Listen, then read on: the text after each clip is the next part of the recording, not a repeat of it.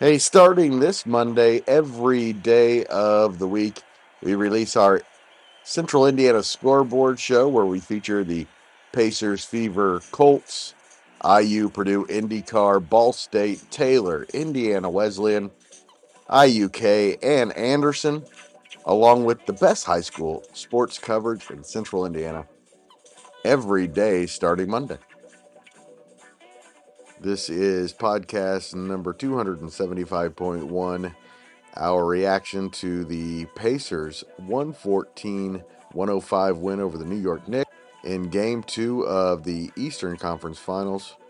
Of course, I was joined by our Pacers guy, Mike Rich, our pro sports guy, Will Retherford, our NBA guy, John Robertson, Michelle Garmon of the Tipton Tribune and Elwood Call Leader, Codey Emerson of the Greencastle Banner-Graphic, Grant Shouse of the Action Sports Network, and my former boss and staff comedian, Mike Hutsell. You're listening to the Central Indiana Sports Report with your host, Greg Mengels. Welcome, Pacers fans, to the Central Indiana Sports Report. I'm your host, Greg Mengels, and this is our reaction to, what was the score? Anybody know? Pacers win over 114-109. 114-109 win over the New York Knicks, and again, one of the best nights in Indiana Pacers history as they just keep putting them together one after one. I'm with Mike Rich, my main man, who's been my Pacers buddy from the beginning. And Mike, we're 2 wins away from the finals. Oh, crazy, Man, isn't it is insane. I mean, to see just how good this team has gotten over the year. And we were in that chat, and I was like, okay, they're up by 1. People are starting to think, they're gonna lose this. That's going to be kind of a heartbreaker, like it was with the Pacers beating the Knicks the other night. I've seen it too many times this season, and they've come out of those situations, and they were prepared for it. God, I'm still elated from the first game. I'm still just I love talking to my Knicks friends, and it? we're kind of cordial right now, and saying it's going to be a good series, but and I was like, I after seeing this game, I have complete confidence in this team. I just don't think the Knicks are good enough to beat them. They may take 1, but they just are not good enough to beat them. To go to your 11th man on the bench? Somebody we barely even heard of. Right, Bradley. Tony Bradley. With Tony? Yeah, Tony Bradley. Bradley. To go 3 deep on your centers because your other 2 centers are in foul trouble, and to be able to come out of New York up 2-0. Insane. It's insane. And tonight it looked like the entire game they had them right where they wanted. They just The whole game. They had from the start. Their pace, it was their game from the very beginning, and Siakam was phenomenal.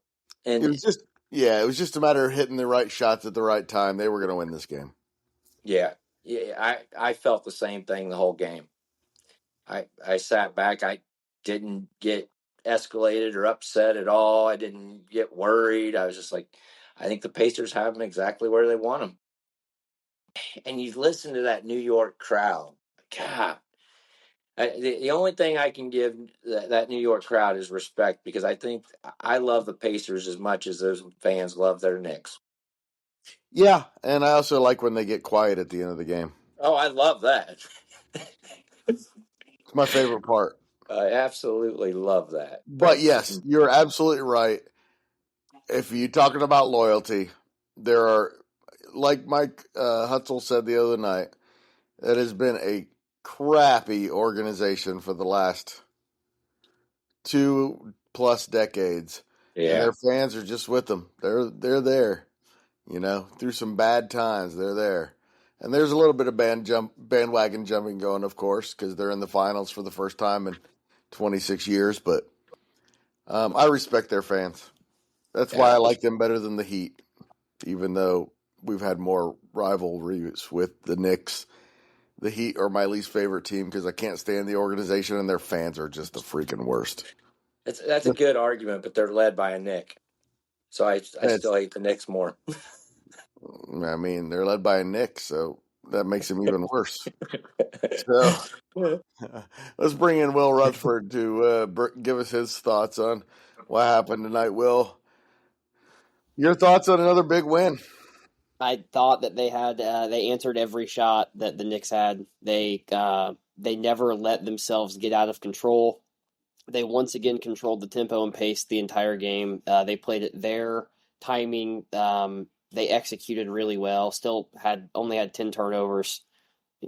That 10's a magic number. You keep yourself 10 or under, and you're going to win a lot of ball games. And they did that. They rebounded piss poor. The rebounding was awful, and they overcame it. I think this is they're just controlling the series right now.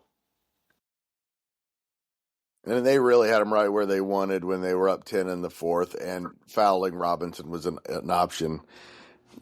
New York was not going to make a run. They never had a chance to make a run because all they had to do was foul Robertson, and that's just a weakness that the Pacers love. That even though he's going to dominate them on the boards, Carlisle loves that they're doing that. Well, I will say that my one issue, if I have one complaint of this game, they absolutely should have fouled Brunson. That they cannot let him get that 3 attempt up there at the end of the game to tie it. They have to foul there and get the possession back. That was poor coaching. That was poor. Yeah, that was a horrible shot by Brunson, though. They forced him into a horrible shot. It doesn't matter what the shot is. It cannot go up. That shot can't go up. You can't let it go. A bad 3-point shot then. It doesn't matter if he milks it. If he hits that shot, we're coming on here and saying, what the hell was Rick Carlisle thinking? I mean, the execution's got to be the same whether he hits it or not. You got to foul there. If he hits a shot that he's going to hit 15% of the time he hits it, that's the way I would look at it. Mike, that's how you go home 1-1 because you go to overtime and get beat. My worry, you foul him, he hits it, and you foul him, and he scores 4 points. You got to foul him, but you got to foul him behind half court. Foul him before he even gets a chance to get the shot off. 1 second goes off the clock. What good does that do? You get the ball back, and then you go and get the ball to Aaron Nesmith, and he knocks down 2 free throw shots. You just got it. That's just what the execution's got to be. Yeah. Talking to Nesmith, I think he had a fantastic game against Brunson. I thought he played really well. One thing we know for sure is that he is jinx proof because when he stepped to the line, I said to Susie, no way he's missing either one of these. No way. Yep, but I knew it. I knew he was jinx proof. He is just that cold. He is. I had complete faith, and we were sitting watching the game, and I mean the first one goes in, he milks it. The second one milk. I mean he's got stones on him. I mean that go up. I mean he's got a chance to end the game. He could end the game right there, and he did it. He took all the oxygen out of the arena, and I will say that we watched the game without the volume on, and that was beautiful. Not having to hear Stan Van Gundy just broke the city of New York off for 3.5 hours. I'm never listening to that goofball talk again. That is so smart, Will. I should have done the same damn thing. I'd probably rather have Quentin Buckner. It can be whoever. It can be whoever. But if I have to hear, I'm wondering if Steve Van Gundy wants to just go make out with Jalen Brunson in the locker room after a loss to console him. I mean, all he does the whole game is Brunson this, Brunson that. Brunson's better than Halliburton. It's just it's incessant. It's disgusting to watch. It's just so – I hate the New York media and series like this because it's as if the credibility and the non-bias just goes completely out the window. And it's just like we're just going to sit here and propaganda our team the whole way. Like the headline tomorrow will be, well, Brunson didn't get to the free throw line enough. The refs swallowed their whistles with Brunson going to the basket. It's just the Pacers won this game handedly. Yeah. They care of business. There should be no headline other than the Pacers dominate New York in New York. They wore them down and wore them out. And I think Van Gundy even said, he's like, well, this series isn't over. They're 5-1 on the road this playoff season. They haven't experienced Indianapolis, and they haven't experienced that atmosphere there. It's going to be electric, and it's going to be insane when they bring this back here. I hope they take both of them. God, I hope they take both of them. I hope it's a sweep and we go on to the finals. If they're able to win Sunday at home, I think they take care of business. I agree. I think the Knicks will roll over and it'll just be series over. I do have, the Pacers kind of came and had a letdown game after they took two in Cleveland. Now that Tyrese shot was a little different as far as just like the shock of that for everybody, and like that's a hangover kind of. But you just hope that doesn't happen, where they just kind of come on Sunday where you're going to have an atmosphere unlike anything else in sports, and you just come out and kind of lay an egg at home. That's not going to be good for morale. I personally don't think they need to win. They need to win Sunday. I think Halliburton's leaned into that shot and leaned into that first game win, and just he's been interviewed about it, and to go into New York and take the second game after that. I mean, you're giving New York an opportunity to have a chip on their shoulder, and you're still going in and backing up what you're saying. And I've believed in this team since last year. I thought they were a really good team last year. I knew they were going to be better this year. God, Mike Hutsell, I can't believe you might be right. I want four games. I want that quote framed and put like on a wall somewhere. Mike Hutsell, you might be right. You might be right. It's never been uttered before. So very few times, if any. Mike, welcome to the Central Indiana Sports Report. Your thoughts on the win? I mean, I feel like every time I come on this show, I say I'm running out of ways to describe this team.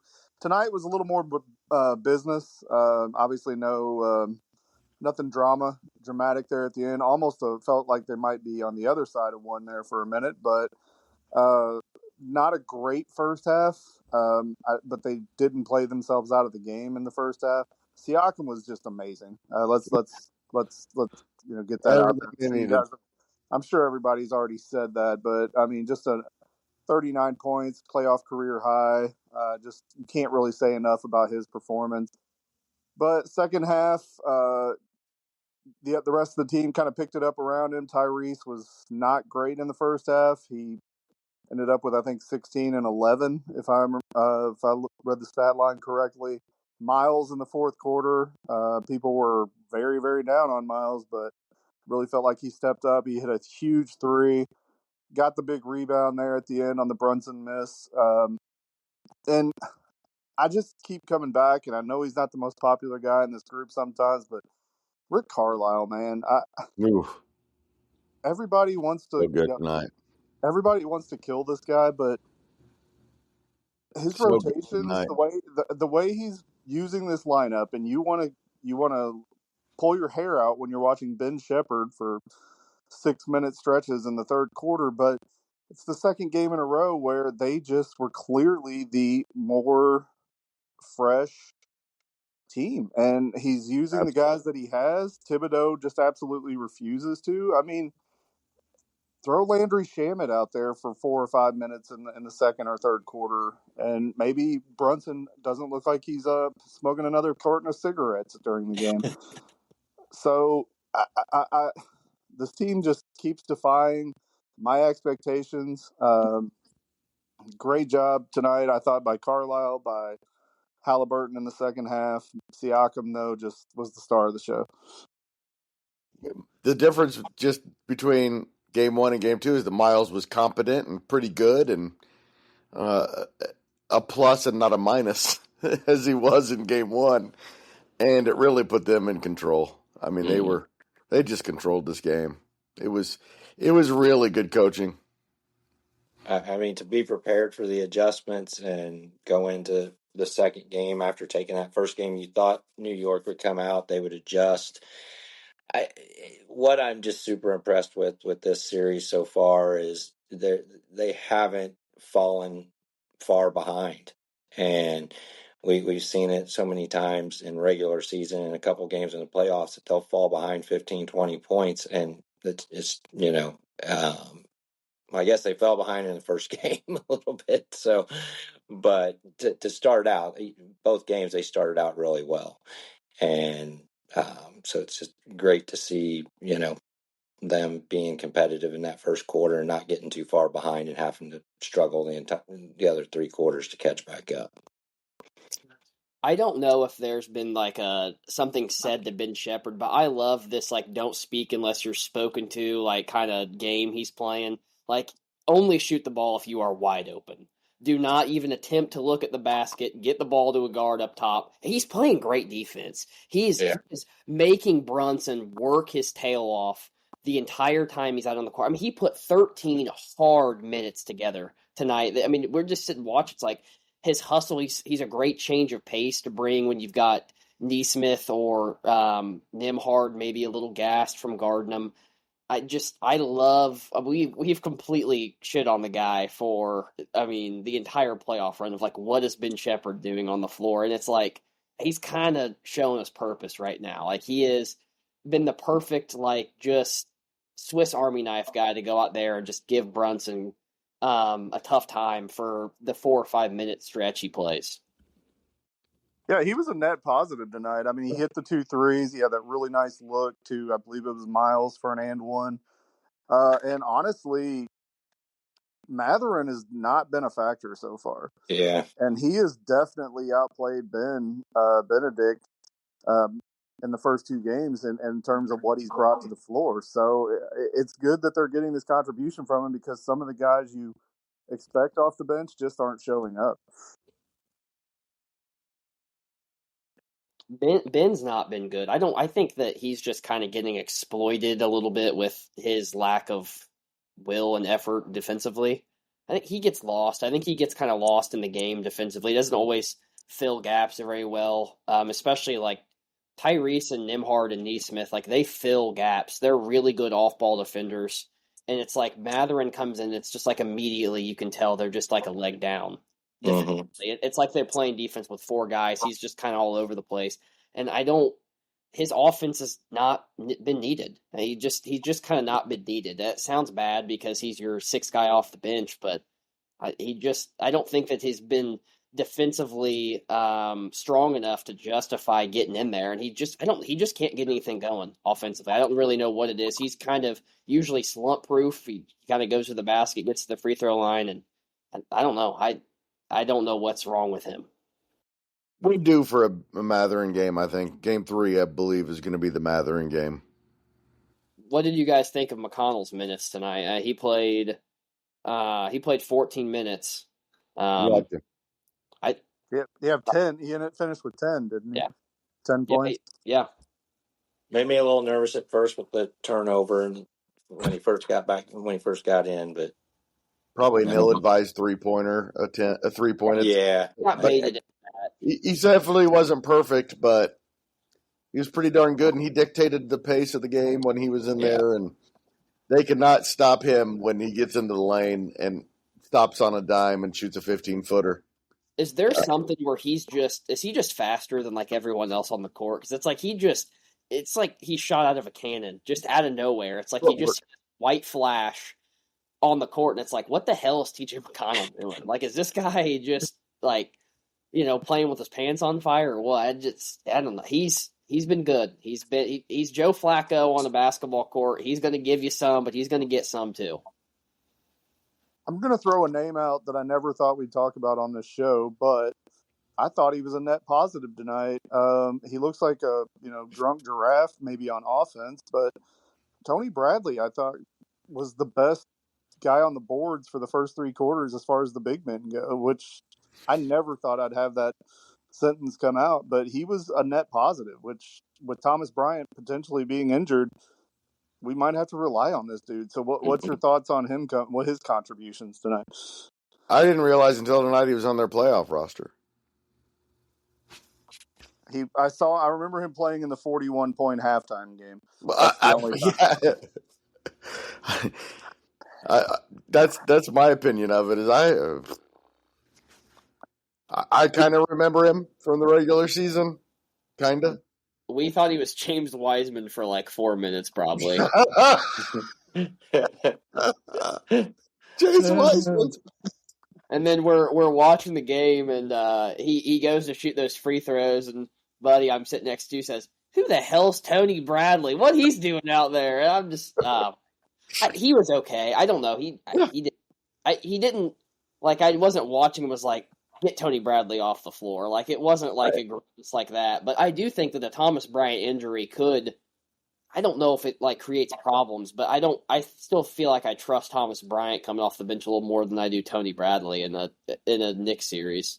Thomas Bryant will be fine with one hand. His game translates to one hand. Okay. That's my contribution to your comment there. Okay. We'll go with it. Uh-huh. Mike Rich knows how I feel about Thomas Bryant. Yeah. Lifetime contract. I want him on the floor. Love that guy. Yeah, he plays hard. He plays. I mean, smart. He loves being in Indiana. He loves being where he's at. He appreciates leader, all that stuff.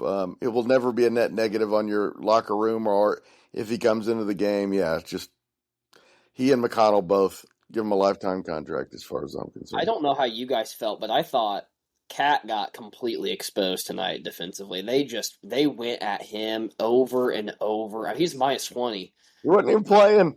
They played him off the floor. They just exploited everything about him. I still just find it crazy. Like, Mikal Bridges played 45 minutes. OG 36. Jalen Brunson played 29, and then Mitchell Robinson and Deuce McBride played 29 and 25 respectfully. Like, I don't understand how in this Pacers series, like, that is sustainable. How is that sustainable to play Brunson 39 where he is just getting ponied up the whole game? I mean, it's like the Pacers are just switching jockeys and they're just running the damn same horse around the track for 2.5 hours. I just don't understand how that is how you go at this Pacers team. I had to look up who even was on the Knicks bench because once you get past those top 8, I didn't know anybody.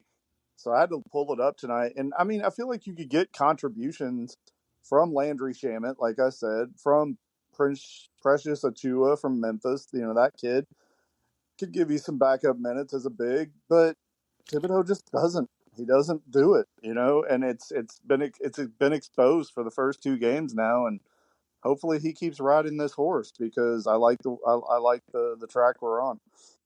What about Ariel Huckporny and Pacome Diddlett?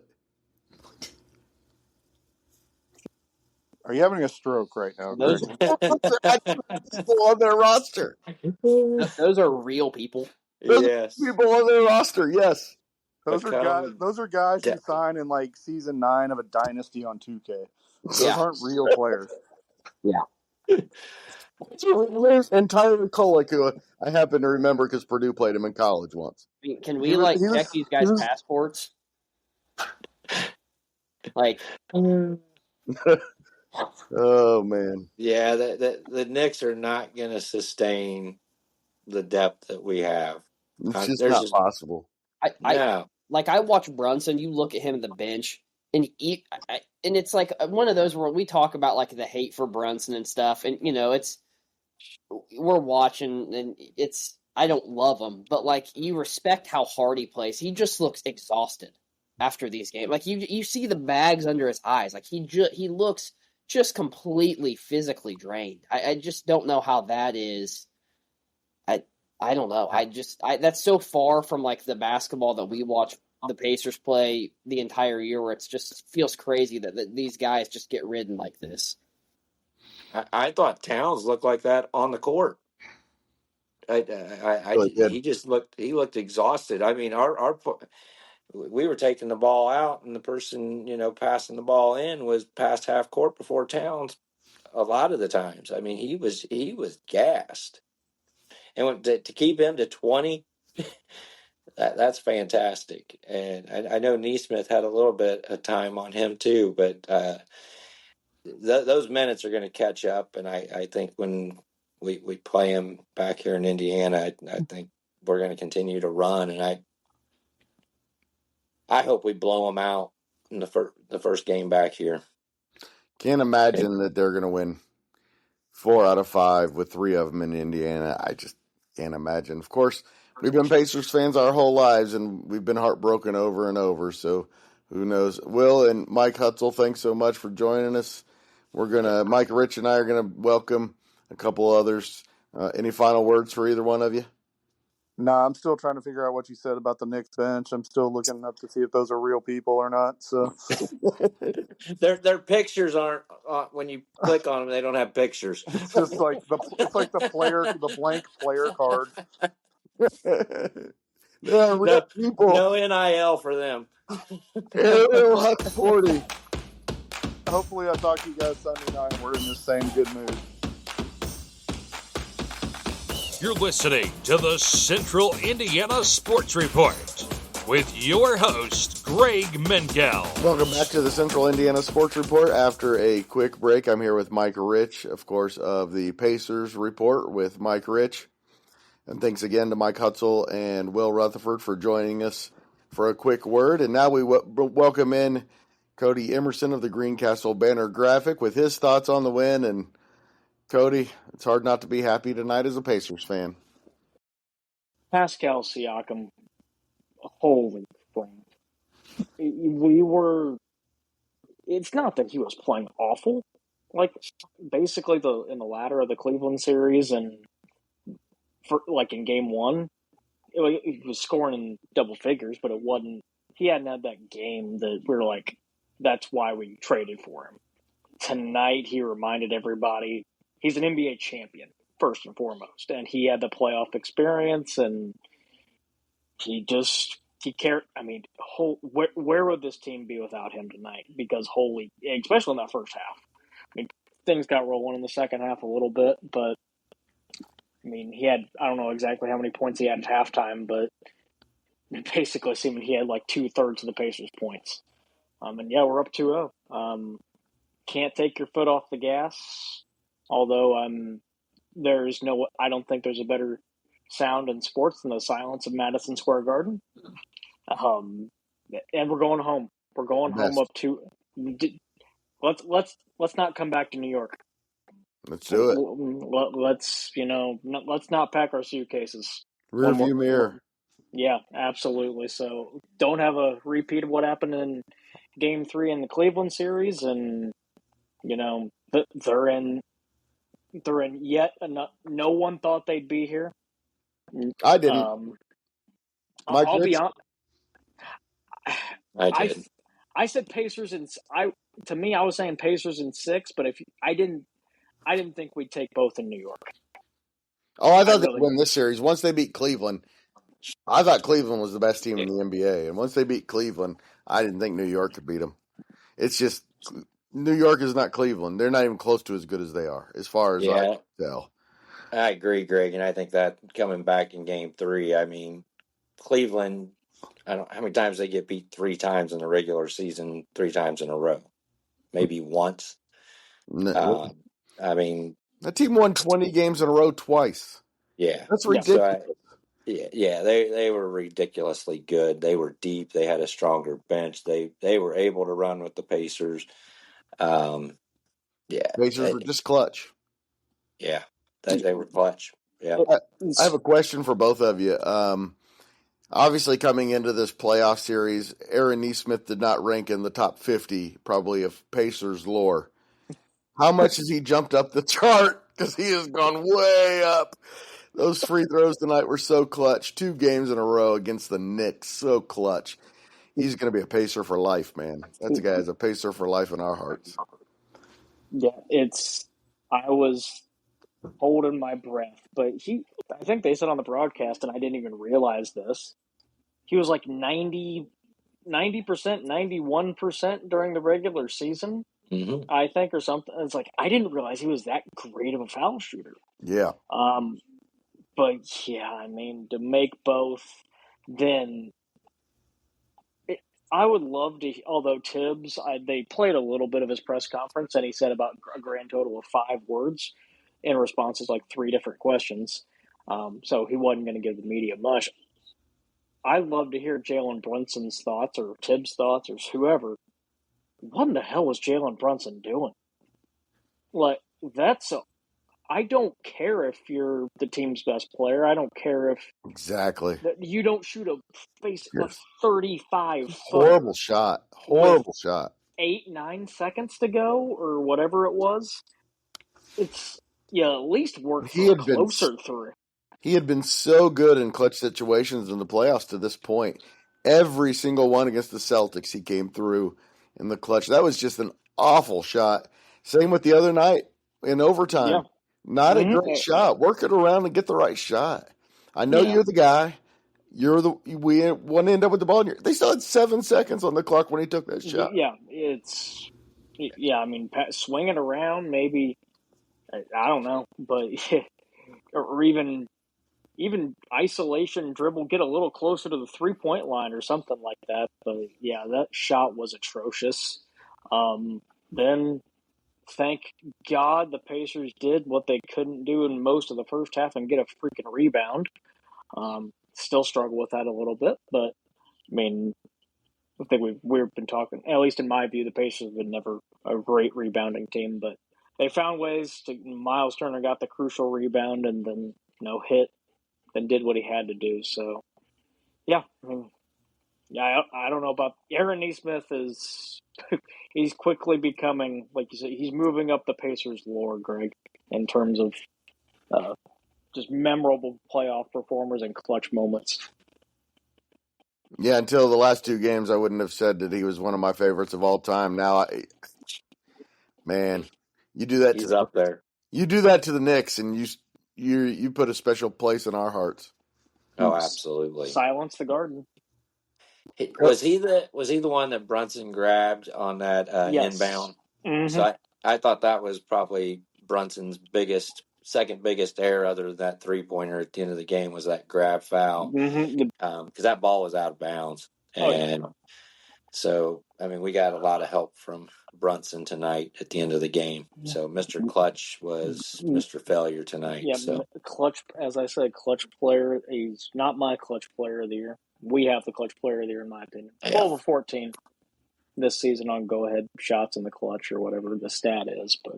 And you always think it's going in. You always think it's going in. Yeah. Even when he's missed the whole game, he was not good for 3 quarters. No, off scoring. He had a lot of great passes. Scoring, he was not great. But never doubted a couple of those were going in. And Cody, thank you so much for your time. Appreciate it. Let's bring in Grant Shouse from the Action Sports Network and from, of course, the IU Report. And we will see, speaking of which, we'll see Cody again on Monday for the Major League Baseball Report. Grant of IU Report. Man, what a win. Love seeing it.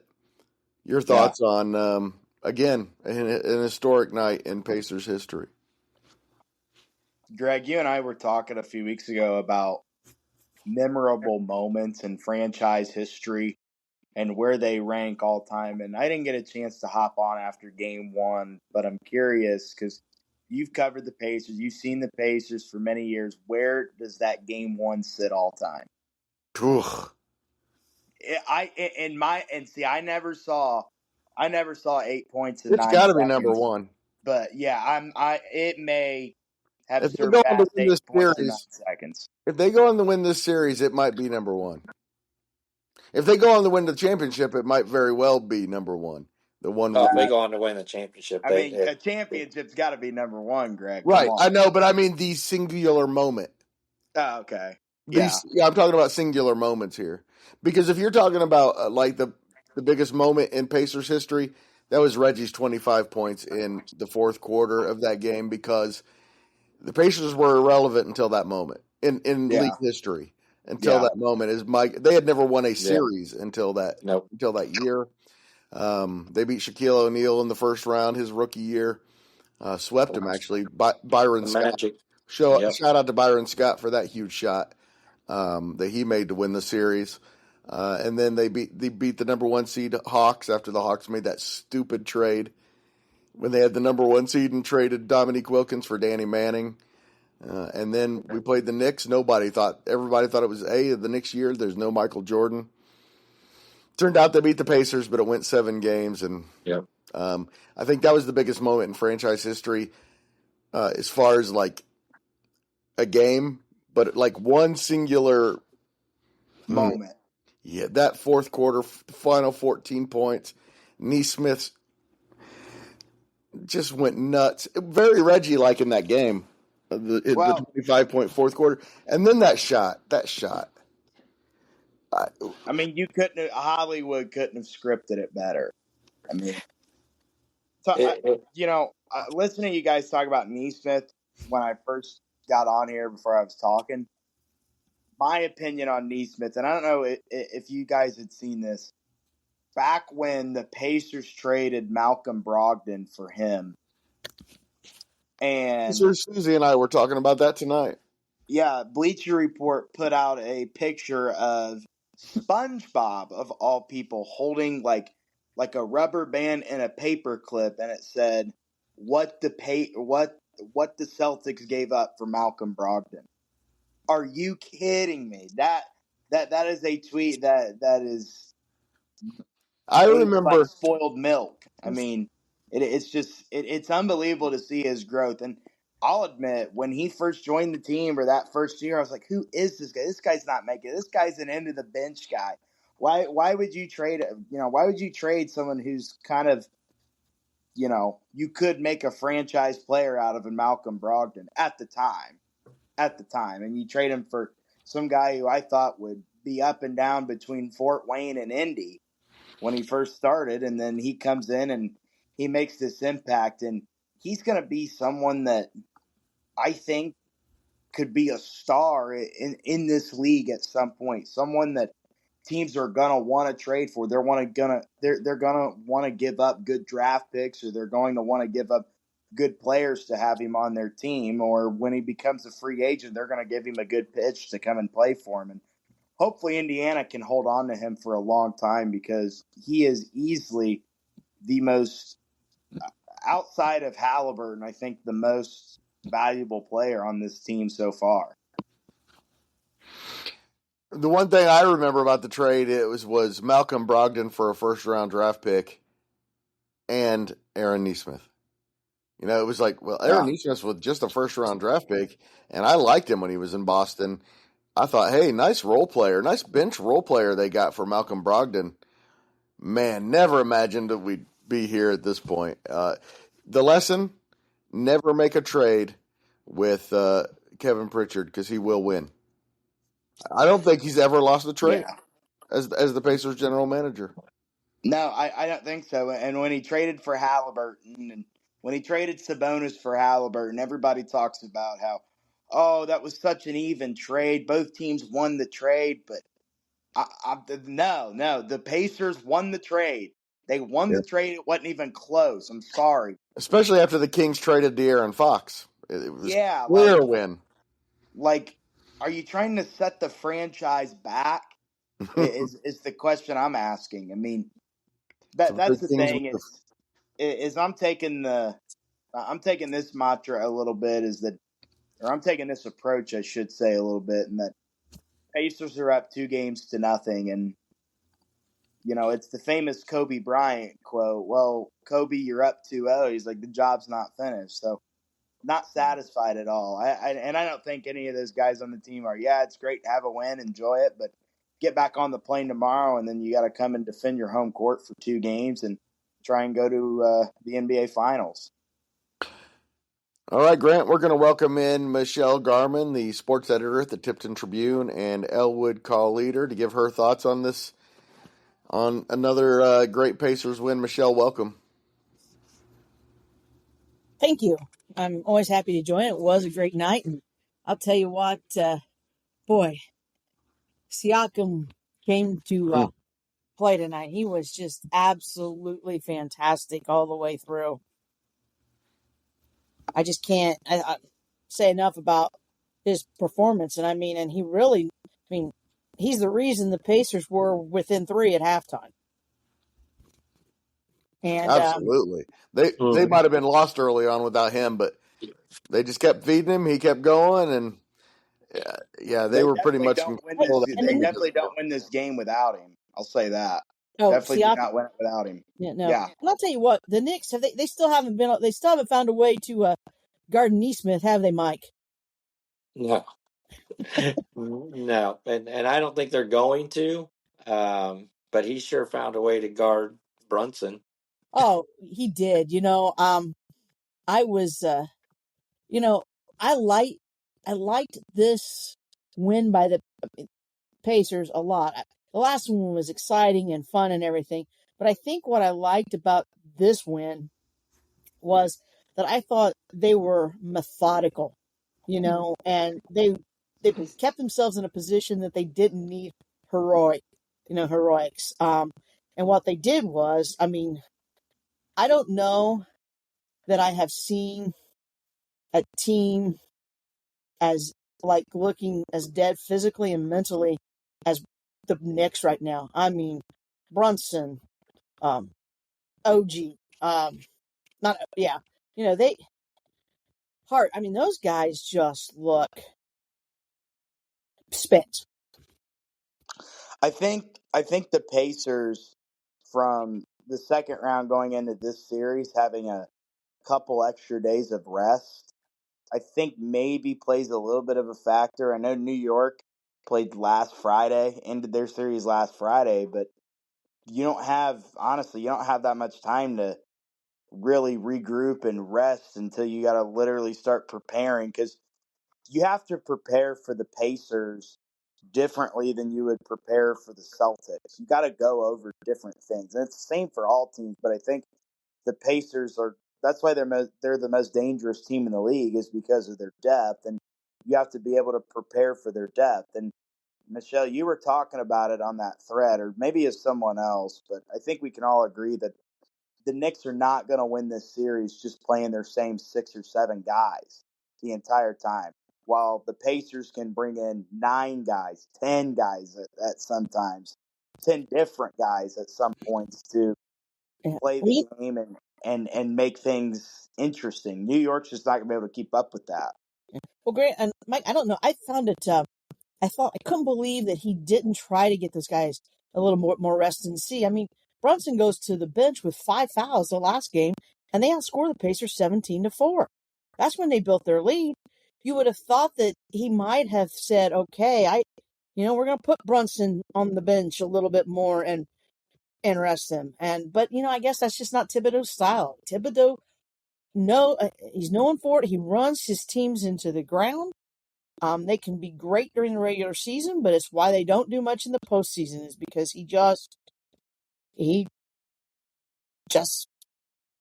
rides the horse basically till it collapses. They just happened to run into a team that was way too deep for them. And if it had been Cleveland, they would have been way too deep for them, too. Yeah, And I yeah. think the And don't Pacers get are me a wrong, we're better team. saying this, but the series isn't over. Far from over.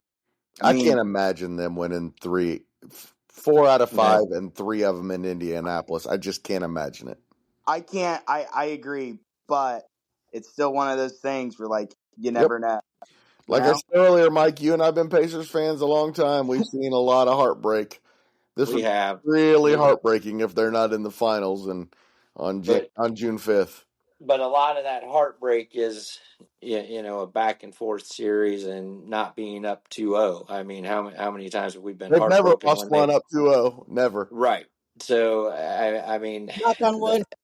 Yeah, I think would indeed. well, and they were 0 and what was it, 0-2 or 0-9? What was that? Somebody sent something out earlier about the ref, Mark Yeah. Mark Davis. Davis, who actually made the critical call down the stretch that probably bailed us out from and gave it help Yep. win the game.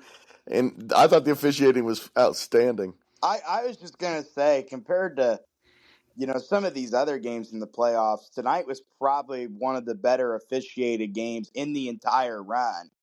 Even going back to the Milwaukee series. So that's Yeah. awesome. That's good to see. And Yeah. That's obviously what you want at this point in time, right? You want your Yeah. best officials and your best officiated games this time of year. Well, I don't know. I thought the last game, and I thought a little bit this game, some of those close calls that you think, oh, I can't believe that didn't look like a foul. I can't believe they called that. I actually think sometimes because the Pacers play so fast, and it's such a relentless thing, that the referee, something close, they call just so they can get their breaths too. It's close enough, and they know there are challenges there if they really blow something really big.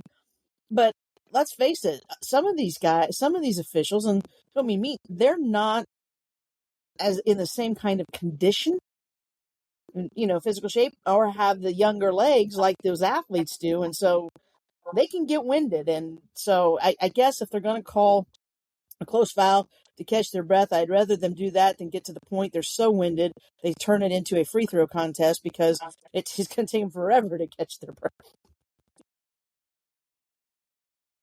I'm excited for the small markets. I think the Pacers are the perfect small market to get the attention, and they're starting and they're getting momentum, and they're getting momentum in the media. They are being recognized. It's really cool to see someone like OKC getting the attention that they're getting as well. I mean, they are a fun team to watch. To have the MVP from OKC, and then to have the team that we have in Indianapolis, and all the excitement around Indiana basketball. I mean, our WNBA team is extremely competitive and has one of the best players to ever play in the WNBA. And we got multiple rising stars on this team, on this Pacer team, and we're looking at Kevin Pritchard's going to have some difficult decisions in the future on how to keep this team together and continue to grow this team. But I think the outcome of this season will definitely help with those decisions. Neesmith is definitely going to be somebody that's going to be recognized. And if we had to pick somebody who was your Eastern Conference Finals MVP right now, I'd say it's Aaron Neesmith. After and he won't get the credit for that game 20 years down the road. People are going to remember Halliburton's shot I and the disagree choke. with you, Mike. I hope they do. Never going to. I will. Well, You will. here's the thing. I don't know that they will because Halliburton's always going to say they're not. His shot doesn't. He doesn't get to do what he did without Aaron Neesmith. And I mean, and he Without openly question. said that, and he gave credit to Aaron Neesmith. And I He think absolutely did. But what have you seen? well, I What's been know, but all I over the mean, place? but you It's might. been this. That's that, and he did that with Reggie. But I've heard. I mean, I've heard Barkland's. I do like the TNT Studio guys. By the way, they're funny and they know. Yeah. And if they don't know, they don't try to pretend they know. They'll just say, "Hey, I'm not so familiar," and they might turn it over to somebody next to him that they know is more familiar. I just love it. I saw a tweet tonight. After the game, real quick, that somebody it was a Knicks fan say, I'm a Knicks fan, but I hope you guys win it. The Pacers are. You have got such a great team. The Pacers are such a great team, and they are so fun to watch. And I've seen that a lot. I mean, there are Milwaukee Bucks fans that are cheering for the Pacers because they get a marvel. They go, this team is just so fun to watch. And I've said this a lot during this season, but my favorite part about this team is just how much they gel, the chemistry, and how much they care about each other, how much they support each other. Um, and it shows in the games that they play. And tonight Siakam stepped up. The other night Neesmith steps up, and just the support that they give each other, and the support that they give the other teams in the community. You always see a group of them at the Fever games. They're always hanging out together. So, and I think keeping that core group from last year and bringing them back this year and running it back, I think that's going to be a blueprint of the future for a lot of teams in the NBA. We're going to see less of these three superstars, trying to put three superstars and just whoever you can get to back them up. I think we're going to see less of that, and we're going to see more of that, building chemistry and building role players. And that's what the small market brings. I think Kevin Pritchard had to do that because you're not going to get LeBron James to come to Indianapolis and play. We've been talking about them getting a superstar for so long. Who knew that just having a bunch of plus guys at every position would work? Yeah. Who knew? We welcome in John Robertson, who was kind of at the game tonight. He was at the field house watching the game with his daughter, and man, what a night, John. What was it like down there? Let me tell you something, guys. I hope Gamebridge does that for any away game for the rest of the season, and like next year, just continue to do that because the atmosphere was electric. People were just having a good time. Families were cheering and yelling together. It was seriously just the best environment. You felt like you were watching the game with like your actual family and then like your extended Pacers family. It was awesome. So loud, spectacular. Loved it. Hey, John, what was it like that from the beginning? Did keep all that same energy and same vibe from the opening tip till the final buzzer? Well, Michelle, the environment was very quiet until I put your tweet about or your text about hating Miles Turner on the big screen, and then everybody got really mad and got loud. So I don't hate him. that I got like everybody him. hyped. I just don't. I don't. I mean, I see his talk as a player. As a band, I think he is great. Greg can tell you that, right, Greg? I said he's great. He's great for Indianapolis, Great. but The environment was great from the beginning because what they did was they had like the hype crowd or the hype crew come out and the Pacemates came out and they did T-shirt tosses and they had Kristen Airy was there and Jeremiah Johnson was there and like they had them announcing between commercial breaks and whatnot and they kept everybody hype and they did all the stuff they would do at a normal Pacers game in the little breaks and whatnot. So the hype was great and like. When a big play happened, it felt like the game was happening right in front of you because it was just that loud and it was just that exciting. I mean, I absolutely loved it. I'm 100% so glad we went. I kind of wasn't sure I wanted to deal with the traffic and the crowds and whatnot, but like absolutely spectacular. I loved every minute of it. hey, John, Going too, back did you Sunday? have assigned seats for that, or did you get to pick your seats? Get down there So what early. happened? No, what you do? It's all general admission, right? So like, you get that you got to go on the day they get the tickets out and get them, and they're free. They're free tickets, and they sold out this time. I think in like 15 to 20 minutes. Then you go and you just stand in line like you're going into a game, and then they just say sit wherever you want. Lots of people like to sit in the club level because like you're kind of eye level with the big screen because that's where the games being shown and everything. But we sat lower bowl just because it was exciting and people were having a good time. All right. Thank you, everybody, so much for your time. John, thank you for dropping by. And we'll hear from John and Michelle this weekend on some Fever. And Mike Rich, we will talk some more Pacers. And real fast before you go, John Robertson, your pick to win the 500? I'm going with Stingray Rob. Okay. I don't know. Like, if I had to pick like an actual person I would bet on, I would probably take Pato Award. But like, I want Stingray Rob to win, so I'm going with Stingray Rob. Well, I want Connor Daly to win, but I'm not going to pick him. So, Mike Rich. Helio Castroneves. Number 5 for Helio, he says. Awesome. All right, thanks to everybody so much. I can't believe the Pacers are 6 games away from the franchise's first. I'm not even going to say it. I'm not even going to say it out loud. Thank you so much, guys. It's been so much fun. Great time. Thank you. Thanks so much again to our Pacers guy, Mike Rich, our pro sports guy, Will Retherford, and my former boss, Mike Hutsell, for joining us in the first segment. And Codey Emerson, Michelle Garmon, and John Robertson joining us in the second segment to talk about another incredible night for the Indiana Pacers. Just 2 wins away from their second finals ever. Thank you so much for listening. If you enjoy what you hear, please do us a huge favor and share this podcast with your friends and family on social media, all that stuff. Please get the word out about the Central Indiana Sports Report. We humbly thank you in advance.